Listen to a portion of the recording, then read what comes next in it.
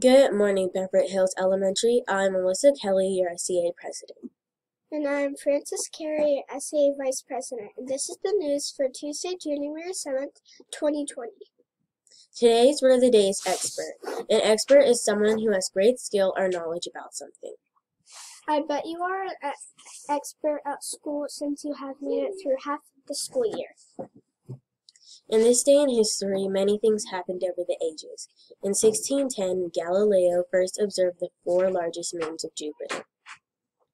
In 1924, George Gershwin completed his famous piece, Rhapsody in Blue. In 1927, the Harlem Globetrotters played in their first game. Today is also National Bobblehead Day. Each year on January 7th, National Bobblehead Day recognizes a day of celebration for all the spring-connected head bobbing figurines. An early bobblehead, known as bobbers or knotters, developed from Germany. They took root in the United States pop culture in 1950s and 60s. This is Frances Carey and Alyssa Kelly. Remember, be respectful, be responsible, be ready to learn.